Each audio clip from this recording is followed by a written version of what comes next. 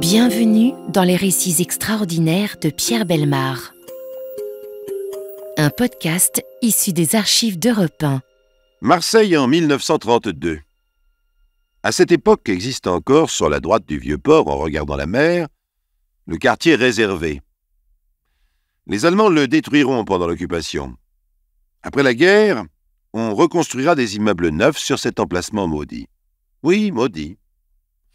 Car dans le dédale des ruelles étroites et sombres, entre les maisons, hôtels de passe, bars et bordels, qui communiquent entre eux par des couloirs, des portes, des escaliers, grouille une pègre internationale.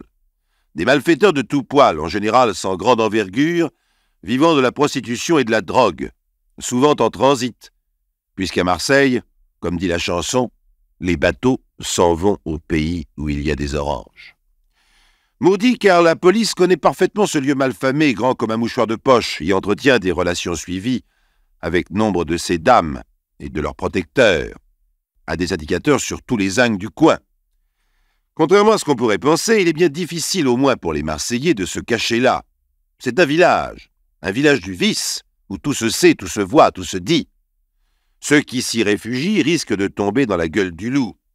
Ils y viennent pourtant jouer aux cartes, boire un verre, demander de l'argent aux filles, dormir dans une chambre anonyme. Un matin, le chef de la sûreté reçoit une lettre. On prépare un coup contre un bureau de poste, celui de la Blancarde ou de Saint-Barnabé. Pas de signature, évidemment. Alors il appelle un inspecteur principal. « Regardez-moi ça. Tiens, curieux. J'en ai pas entendu parler. Qu'est-ce qu'on fait ? Un tuyau comme ça, s'il n'est pas crevé, ça vaut du fric. Tâchez d'obtenir des renseignements comme d'habitude, de savoir qui c'est. D'accord, chef. Parce que, voyez-vous, c'est peut-être une bonne occasion... Qu'est-ce que vous voulez dire ? De les boucler ? Oh, surtout pas. Non.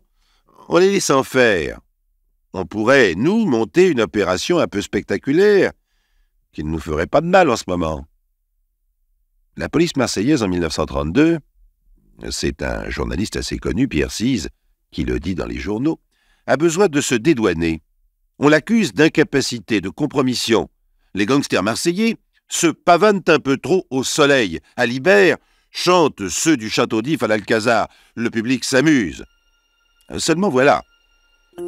Laisser agir des bandits pour mieux les coincer, cela comporte un sacré risque, même pour la police.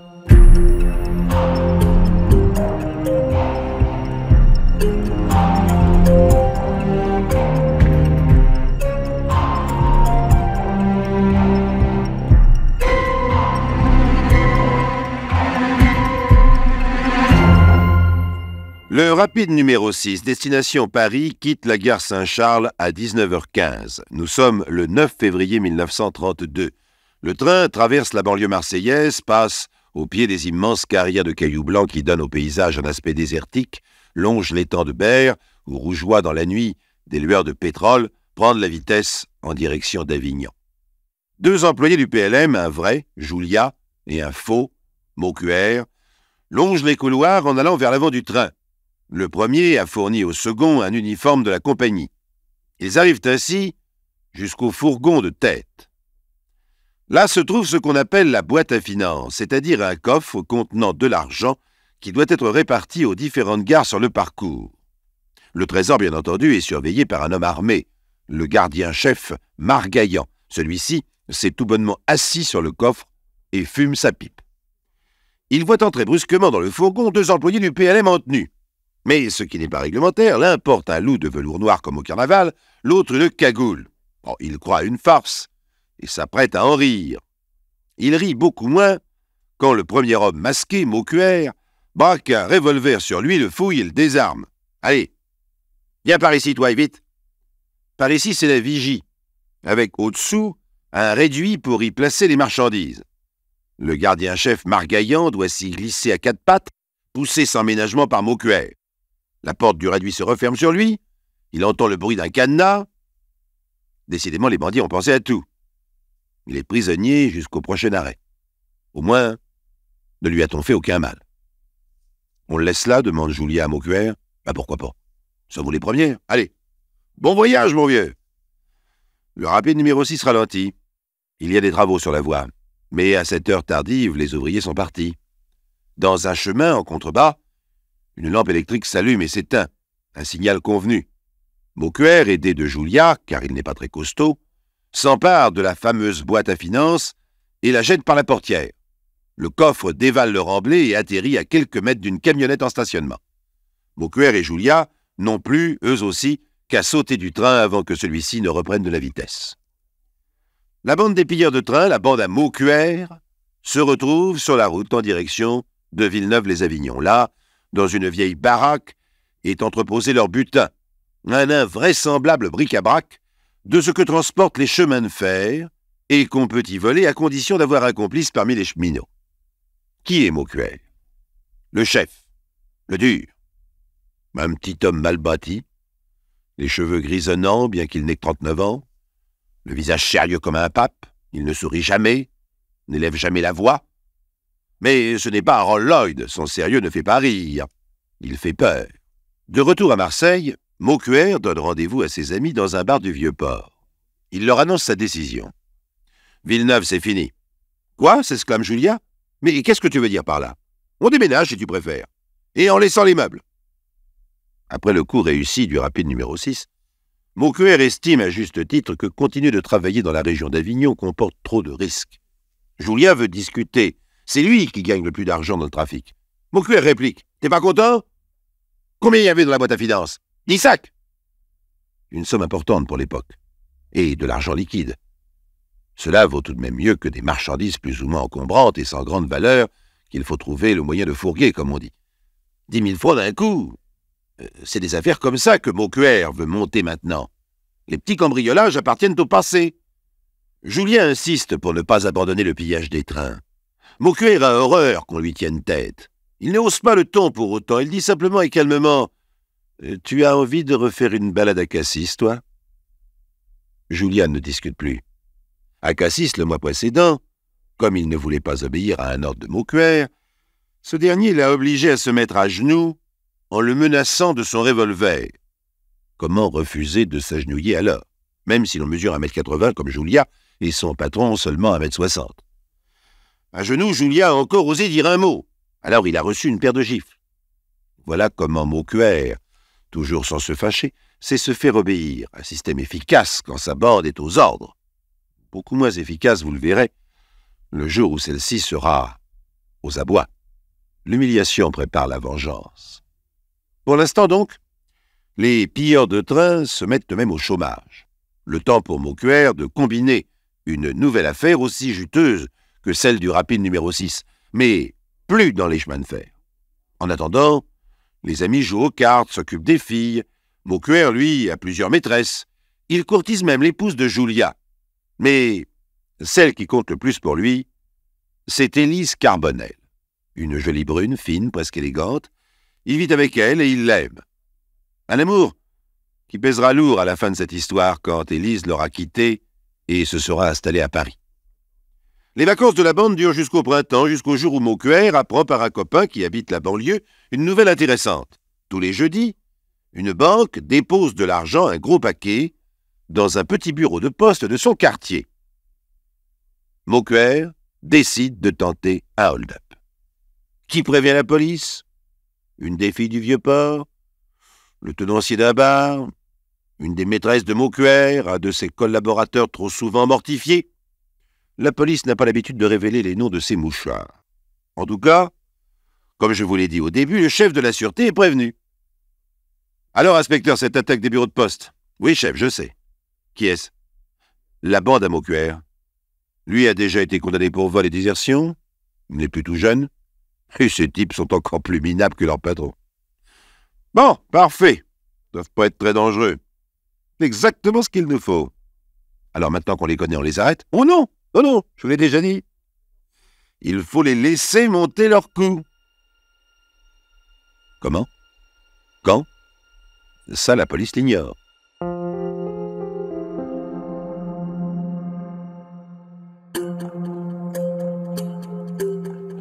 Le chef de la sûreté de Marseille, dont je vous tairai le nom par courtoisie en raison de la suite des événements, a décidé de laisser une bande de gangsters, la bande à Maucuère, attaquer un bureau de poste. Cette attaque va permettre à la police de faire du théâtre. En prenant les bandits sur le fait, après le commencement d'exécution du crime, comme disent les juristes, leur condamnation ne fera aucun doute. Prise spectaculaire qui rachètera de bien des échecs voulus, disent les mauvaises langues. Seulement au théâtre, le metteur en scène sait d'avance comment le rideau tombera, sur quel dénouement. Dans la vie, c'est différent. Il y a toujours de l'imprévu. Le chef de la sûreté aurait dû s'en méfier. Le bureau de poste désigné finalement par les indicateurs est celui de Saint-Barnabé en banlieue. Une simple maison au coin de 2 rues, avec une entrée dans chacune de celles-ci. Dans une rue, l'entrée du public, et dans l'autre, l'entrée de l'appartement de la receveuse qui se trouve au 1er étage mais communique par un escalier et un couloir avec le bureau. Il n'y a que 3 employés, la receveuse, Mlle Tessier, une caissière, Mlle Reynaud, et un jeune buraliste, Guasco. Le chef de la sûreté installe en plus 3 inspecteurs, Cambour, Saint-Paul et Thibon. Retenez leur nom, ils le méritent. Pendant 20 jours, il ne se passe rien, sinon que tout ce petit monde se lie d'amitié. Mlle Tessier fait bien la cuisine, à midi on déjeune ensemble dans son appartement, on finit par oublier le danger. N'est-on pas protégé d'abord? Et puis, cette attaque n'aura peut-être jamais lieu. Cambour plaisante. Oh, si on croyait tout ce que disent les lettres anonymes. Ah, n'empêche, répond Saint-Paul, on a eu confirmation. Oh, si tous les renseignements qu'on paie étaient vrais. Oh, toi, tu ne crois jamais rien de toute façon. Allez, on attend encore 2 jours et on se tire. Ordre du patron.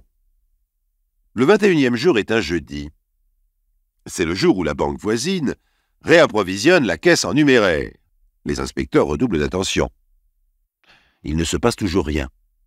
À 6h moins 5, la receveuse donne l'ordre de faire les comptes, de ranger les papiers. On ferme dans quelques minutes. « C'est pas encore pour aujourd'hui, dit-elle. Un jeudi pourtant. Ah, c'était un bon jour pour eux. » Un coup de frein. Une automobile vient de stopper brutalement. 3 bandits, le visage masqué par des bras de soie, font irruption dans le bureau, revolver au poing. Que personne ne bouge. Une voix leur répond « Haut les mains, police !» Ah, ils n'ont pas le temps de se servir de leurs armes. Chacun des 3 inspecteurs a choisi son gangster, s'est précipité sur lui. Une triple lutte à bras-le-corps s'engage. La receveuse, Mlle Tessier, s'empare tranquillement des liasses de billets de banque, les donne au buraliste Guasco. « Allez, prends ça, et va t'enfermer dans les WC. » Le jeune homme ne se fait pas prier. Mlle Tessier monte alors au premier chez elle, où elle trouve sa collaboratrice réfugiée, Mlle Reynaud, tremblante et incapable de prononcer une parole. La receveuse ouvre la fenêtre et crie « Au voleur! Au voleur !» En bas, des coups de feu éclatent. Courageusement, elle redescend aussitôt. Elle croise un des gangsters, Fusco, qui s'enfuit et monte dans la voiture prête à se mettre en marche. Dans le couloir, l'inspecteur Cambour, lui, lutte encore avec un autre bandit, Mancini, Mlle Tessier, s'agrippe au corps de Mancini pour aider le policier à le maîtriser. Mais Cambour n'a plus de force. Il a été blessé par une balle. Il ne lâche pas prise, néanmoins. Mancini réussit malgré cela à se traîner jusque sur le trottoir dans la rue. À ce moment surgit un voisin, un commerçant, attiré par la bagarre. Il a pris son revolver dans son tiroir-caisse et il arrive à la rescousse. Il fait prisonnier Mancini. La receveuse, cette femme fait preuve d'un sang-froid et d'une énergie peu commune, retourne dans le bureau. Elle voit un 4e gangster, le chef, arriver le dernier, Maucuère, un revolver dans chaque main. C'est lui qui a tiré. La preuve en sera donnée plus tard par les experts qui étudieront dans le détail les armes et les munitions. Maucuère a délivré ses amis aux prises avec les inspecteurs. Il sort, rejoint la voiture qui l'attend, 3 de ses complices y sont déjà montés, la voiture démarre. C'est fini. L'opération manquée a duré quelques minutes. Les gangsters n'ont rien emporté, pas un centime. Dans le bureau de poste, gisent 2 inspecteurs blessés à mort, Saint-Paul et Thibon. Sur le trottoir agonise le 3e, Cambour. 3 héros qui ont cru à la mission dont leur chef les avait chargés. 3 victimes du théâtre. Ah, la chasse à l'homme s'organise, mais un peu tard. Il fallait que la bande à Maucuère vînt à Saint-Barnabé. Il ne fallait pas l'en dissuader en prenant des précautions voyantes, en changeant quoi que ce soit aux habitudes quotidiennes. Il fallait laisser le bureau de poste comme il était. Il ne fallait pas le protéger de l'extérieur. Il fallait laisser en paix les bandits, ne pas les inquiéter. Maintenant, bien entendu, c'est le contraire. 3 policiers sont morts. L'opération anti-gangster du chef de la sûreté se retourne contre lui. Il faut à tout prix arrêter Maucuère et ses complices. On mobilise tout le personnel, on installe des mitrailleuses sur des camions, on réquisitionne des taxis, des sidecars, on se munit de bombes lacrymogènes, de boucliers, de masques à gaz. La radio donne le signalement des gangsters. Ce n'est plus Marseille, c'est Chicago. Qu'est-ce qui se passe demande un brave homme. En voyant passer le convoi, c'est la guerre. Le convoi est téléguidé par les aveux de Mancini qui a vendu ses amis sans difficulté. Je vous ai dit que Maucuère était détesté de ses hommes. Ah, le voilà, le chef. Il s'appuie à la porte d'un bar, le bar Charlot. Il ordonne à Julia « Tu connais la patronne, vas-y. » Julia entre, parlemente. « Il faut nous cacher jusqu'à demain. »« Toi, si tu veux. » « Mais lui, qui est-ce ?»« Maucuère. »« Maucuère ? Mais tu n'y penses pas. Avec la gosse, ici ?» Personne ne veut accueillir Maucuère. Et, soi-disant, tout le monde l'a vu. La police reçoit des coups de téléphone les plus fantaisistes. Il se promène à vélo sur le port de la Joliette. Il a pris sa roue avant dans un rail de tramway et il a failli tomber. D'ailleurs, c'est vrai, il se trouvait sur le port. Il a embarqué sur un bateau en partance pour l'Amérique. Il est loin maintenant. Loin, oui, mais pas sur l'océan. Maucuère est à Paris. Abandonné, trahi par ses hommes, en qui il n'a plus confiance, Mancini renseigne la police, Julia a tout avoué. Le chef, le dur, l'homme qui ne se rit jamais, pense à la femme dont il est aimé, Élise Carbonel. Il veut se réfugier chez elle. Mais Élise a lu les journaux, elle est au courant. Elle a quitté son domicile ayant peur d'être inquiétée et interrogée. La police connaît sa liaison avec Maucuère. Elle a demandé à un vieil ami de l'héberger, un cordonnier Chauvet, dans son magasin avenue du Mail à Paris. Maucuère ne trouve pas Élise chez elle. Il pense à Chauvet, un compagnon de son père du temps où ils brandissaient ensemble le drapeau noir, un anarchiste repenti recyclé dans la chaussure. Maucuère se rend donc avenue du Maine. Et il faut qu'il soit bien imprudent car la police connaît Chauvet. Maucuère, son triple meurtre accompli, est-il redevenu un enfant? Il n'a plus de parents, plus de mère. Son désespoir le conduit instinctivement auprès de la femme, la seule qui ne le rejettera pas à la rue. Élise, en effet, est là. Elle accueille son amant. Chauvet intervient. « Ne reste pas là, Maucuère, tu vas te faire prendre !» Je veux bien me tirer, mais avec Élise. « Mais bouge pas, Élise! Je vais pas te laisser faire une folie pareille! Allez, Élise, en route, n'écoute pas le vieux, va chercher un taxi !» Élise obéit.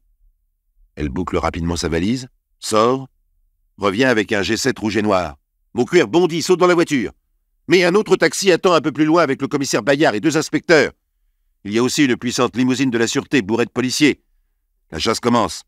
Le G7 distance ses poursuivants. Tapis dans le fond de la voiture, Maucuère, redevenu le chef habitué à commander, donne des ordres. Tourne à gauche, appuie sur le champignon, plus vite. Le chauffeur terrorisé prend des risques invraisemblables. La limousine de la sûreté en fait autant. Elle possède un moteur plus puissant. Elle va rattraper le G7. Alors Maucuère se décide. Au carrefour Sébastopol-Turbigo, il crie « Stop !» Il descend et s'enfuit en courant sur le boulevard. Des policiers s'élancent derrière lui. Maucuère court toujours, bousculant les passants, fendant la foule. Il passe sans le savoir près d'un agent de la circulation. Celui-ci, qui assiste au spectacle comme au cinéma, n'hésite pas. Il assène un violent coup de bâton sur la tête du fuyard. Maucuère appuie sur la gâchette de son revolver, mais déséquilibré par le coup qu'il a reçu, ne réussit qu'à se blesser lui-même à la jambe. Il tombe. Il est pris. Le procès de la bande à Maucuère se déroula en janvier 1934 devant la cour d'assises des Bouches-du-Rhône. Maucuère et Julia, le petit chef et son adjoint, sont condamnés à mort, les autres aux travaux forcés. Laissons les derniers mots au journaliste qui révéla les dessous de cette affaire, Pierre Cise. La capture de ces redoutables bandits permettra à la Sûreté de Marseille de reprendre une attitude avantageuse. Au fait, ces bandits auraient-ils tué sans la machination policière? Qui était-il? Le chef de la bande, un dur au petit pied? Son adjoint, un lourdeau infatué? Et la troupe, des débiles mentaux? Oh non, il n'y a pas de quoi pavoiser, monsieur le chef de la Sûreté.